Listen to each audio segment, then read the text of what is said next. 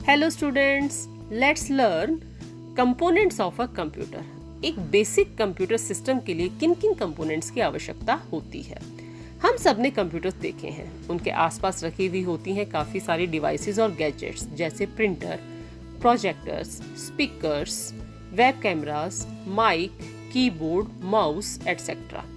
तो क्या ये सभी डिवाइसेस कंप्यूटर के लिए आवश्यक हैं? क्या इनके बिना एक कंप्यूटर सिस्टम कार्य नहीं कर सकता है? चलिए एक बार कंप्यूटर की डेफिनेशन देख लेते हैं। Computer is an electronic device that accepts the data, process it with some instructions and gives output. यानी कंप्यूटर डेटा पे प्रोसेस करता है। तो सबसे पहले हमें कंप्यूटर के लिए एक प्रोसेसिंग कंपोनेंट चाहिएगा। तो प्रोसेसिंग कंपोनेंट को हम कहते हैं सीपीयू। सीपीयू की फुल फॉर्म होती है सेंट्रल प्रोसेसिंग यूनिट, जिसे कि ब्रेन ऑफ द कंप्यूटर भी कहा जाता है। सीपीयू डाटा प्रोसेस करता है, यानी उसे डाटा चाहिए। डाटा जो उसे प्रोवाइड करवाएगी उसे हम कहते हैं इनपुट यूनिट, यानी बाहर की दुनिया से या डिवाइस से सीपीयू तक डाटा जाना। इन मतलब अंदर। A device which is used to give data and instructions to CPU, जैसे कि आपका कीबोर्ड या माउस। सीपीयू उस डाटा को प्रोसेस करेगा, ऑपरेशंस करेगा और फिर आपको कुछ रिजल्ट शो करेगा। वो रिजल्ट्स जिस यूनिट पर शो होंगे उसे हम कहते हैं आउटपुट यूनिट।